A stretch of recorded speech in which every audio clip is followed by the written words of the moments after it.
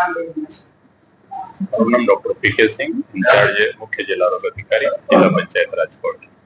રાજકોટની હોસ્પિટલને છે તો હોસ્પિટલમાં શું કાર્યવાહી? એ આપ જાણે છો કે લગભગ 1.5 મહિનાથી ઉપર થઈ ગયા. એ આપનું જ્યારે પણ ધ્યાન ઉપર આવી હતી ત્યારે હું મારા કંપનીના માણસો, મારા લોકલ જે પણ સ્ટાફ છે જઈને ત્યાં તપાસ કરવામાં આવેલ હતા.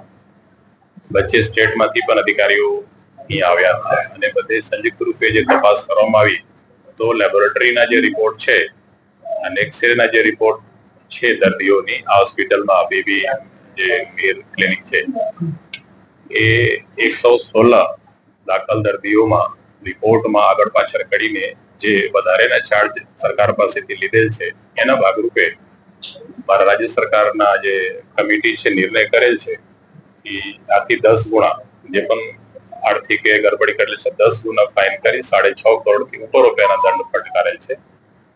અને લગભગ જ્યાંથી મારી જાણકારી છે કે રાજકોટનો પહેલો એવી મોટી દંડ છે અને આ જરૂરી હતો જેથી કંઈક દાખલો ફિટ થાય અને બાકી પણ જે હોસ્પિટલો છે એવી કંઈ ભૂલો ના કરે ભવિષ્યમાં. આ એક બહુ પવિત્ર યોજના છે જે હું માનું. આ ફક્ત યોજના નથી, આ એક ગરીબ માણસની ગરીબીમાંથી બહાર લાવવા માટે એક સારું તક છે અને લગભગ આશરે દર રોજે 300 દર્દીઓ આ યોજનાનો લાભ લે છે. અલગ અલગ કિડનીની હોય, કેન્સરની હોય, હાર્ટ એટેકના હોય, ડેન્ગ્યુના હોય, બીજા હોય.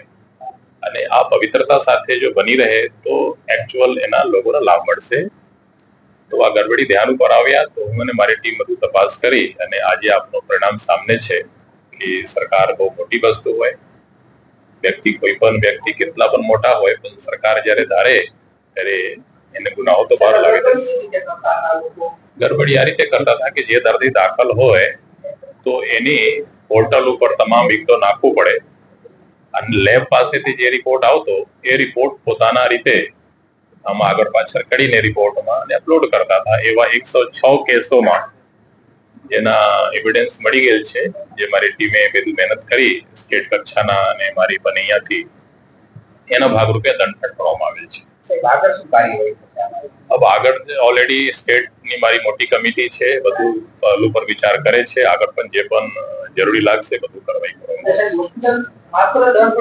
દંડ ફટકારેલ છે અને ઓલરેડી હોસ્પિટલ આ યોજનામાંથી ટીમ પેનલ કરી દે સસ્પેન્ડ કરી દેવામાં આવે છે.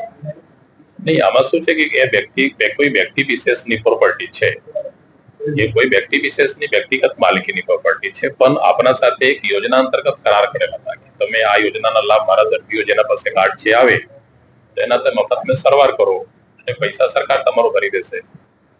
તો સીલ એની હોસ્પિટલની કોઈ મારા દ્રષ્ટિ મુજબ નથી બનતો, પણ જે સરકાર સાથે કરાર હતા આપની દર્દીઓ માટે એમાંથી સસ્પેન્ડ કરી દેવામાં આવેલ છે. આવડી વસ્તુ સરકાર સાથે વસ્તુ કરે તો સીલ શા માટે ન કરી શકાય? કારણ કે ભલે એમની ખુદની માલિકીની હોસ્પિટલ તો ચલાવતા સીલ કરીએ કે એને શું જે આઉટપુટ આવે એ પછી મારા રાજકક્ષામાંથી વધુ નિર્ણય કરવામાં આવશે. સર હાલની હોસ્પિટલોને કોઈ તપાસ કરવામાં અને હોસ્પિટલમાં આપની વાચ હોય છે, આપની ટીમો આપની વાચ રાખતા હોય. તમારા મિત્રોના પણ કોઈ ધ્યાન ઉપર એવા કિસ્સા આવે તો મને ધ્યાન દોરજો, એવા કોઈ કિસ્સા બનતા હોય તો.